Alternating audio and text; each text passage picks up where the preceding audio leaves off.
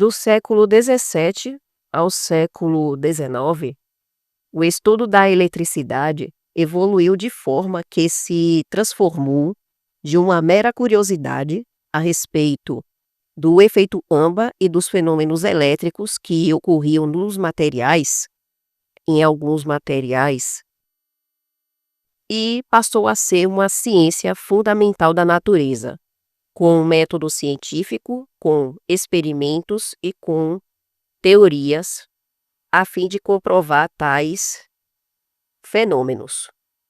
Os experimentos nesse período foram realizados de maneira sistematizada e intensificada, onde das observações empíricas saíam teorias e modelos teóricos capazes de explicar os fenômenos elétricos. E o entendimento da estrutura atômica também se passa pela compreensão do comportamento elétrico dos materiais e também pelo entendimento do conjunto de experimentos e de estudos que foram gerados ao longo dos séculos, que foram também capazes de explicar a composição e o comportamento dos átomos. Nos séculos XVII e XVIII, os estudos a respeito dos fenômenos elétricos foram aprofundados e intensificados, na qual pesquisas de cientistas notáveis como Otto von Guericke, Stephen Gray, Charles Dufay e Benjamin Franklin foram importantes para a compreensão dos fenômenos elétricos. No século XVII, dois cientistas se destacaram por seus estudos a respeito do comportamento elétrico dos materiais e foram além de compreender o efeito Amba. O físico e engenheiro alemão Otto von Guericke, ele foi o primeiro a criar o gerador eletrostático e também observou que era possível a eletricidade ser deslocada da superfície de um corpo para o outro por meio de contato.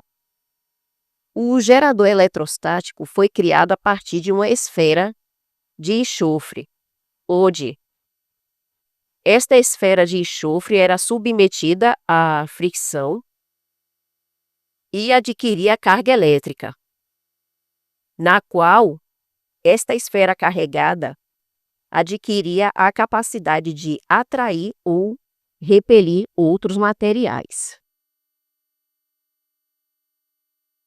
Stephen Gray foi pioneiro no estudo da condução elétrica e também observou que existiam materiais condutores e isolantes de eletricidade e também suas principais propriedades. Stephen Gray foi importante porque ele também estudou o fenômeno da indução eletrostática e da condução elétrica.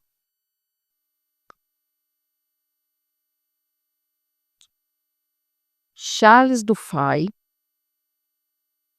dividiu a eletricidade em vítrea e resinosa.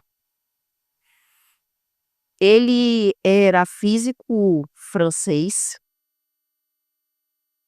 e foi importante, pois ele incluiu o conceito de atração e repulsão dos materiais que eram submetidos ao processo de eletrificação.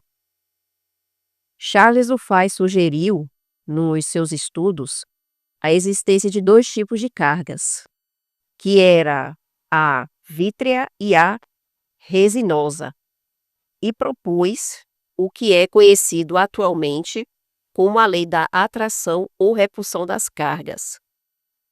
Ele, nos seus estudos, percebeu que materiais diferentes, quando submetidos ao processo de eletrificação, eram capazes de se atrair, e materiais de mesma composição, quando submetidos a processo de eletrificação e eram colocados em contato, eles se repeliam.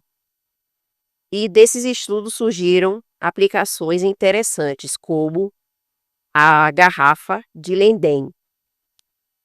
A partir das informações conhecidas a respeito do fenômeno de deslocamento de carga elétrica e da atração e repulsão dos materiais submetidos ao processo de eletrificação, o cientista Peter van Musschenbroek descobriu uma forma de armazenamento de carga elétrica, inventando a garrafa de Leyden.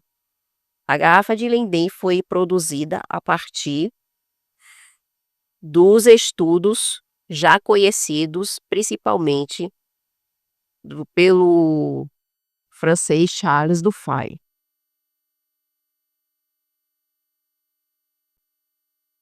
Os relâmpagos sempre foram objetos de estudos e curiosidades aos olhos do ser humano.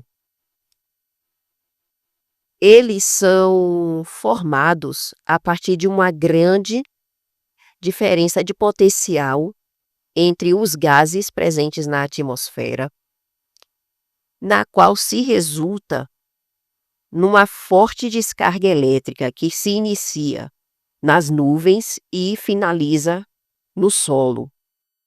Nos séculos 17 e 18, os fenômenos de descarga elétrica, no caso os relâmpagos, foram estudados com maior profundidade, a fim de compreender se eles eram um exemplo de fenômeno elétrico ou não.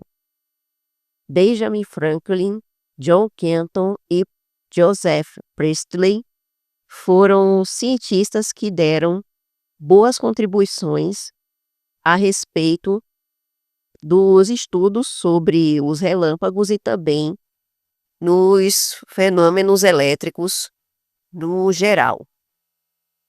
Benjamin Franklin foi um político e cientista americano que buscou estudar os fenômenos elétricos através dos relâmpagos. Ele defendeu que os relâmpagos também eram uma forma de fenômeno elétrico e que os raios e a eletricidade são manifestações de um mesmo fenômeno. Benjamin Franklin também introduziu o conceito de carga positiva e carga negativa,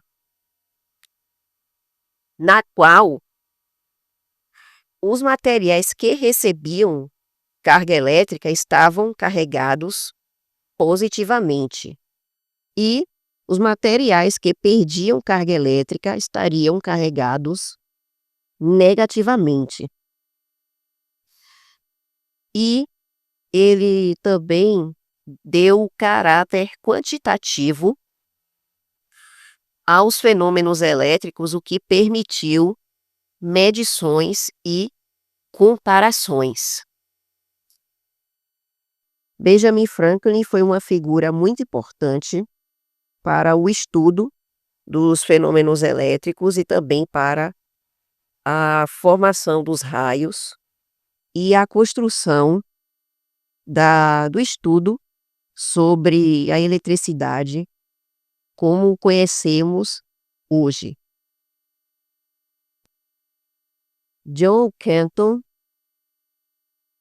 descobriu em seus estudos a presença de materiais dielétricos e também propôs o fenômeno conhecido como indução eletrostática, a partir do seu método de eletrificação por indução. E Joseph Priestley, ele trabalhou com fenômenos elétricos, onde buscou entender a relação entre a descarga elétrica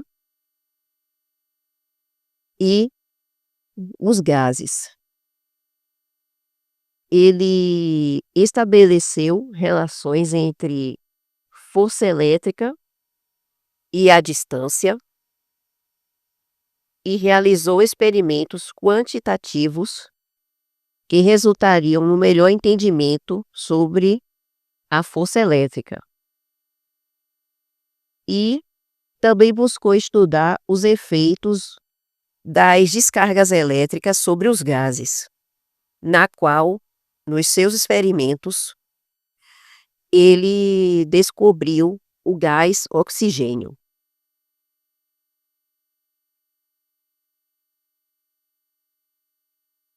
Após esses estudos, no século XIX e também final século XVIII, já era conhecido muitos dos conceitos a respeito da relação entre a eletricidade e o comportamento elétrico dos materiais. Mas ainda existia uma dúvida a respeito dos modelos atômicos, na qual o modelo conhecido era que o átomo era uma esfera maciça e indivisível. Porém, não se sabia se o átomo tinha comportamento elétrico, se o átomo conduzia eletricidade.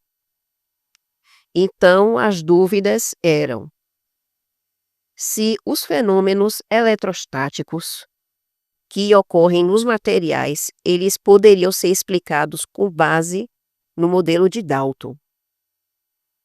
O modelo de Dalton conseguia explicar o comportamento elétrico dos átomos, se os átomos tinham comportamento elétrico. Essa era a dúvida que existiam e que outros cientistas passaram a estudar e esclarecer essas dúvidas, propondo outros modelos de estrutura atômica.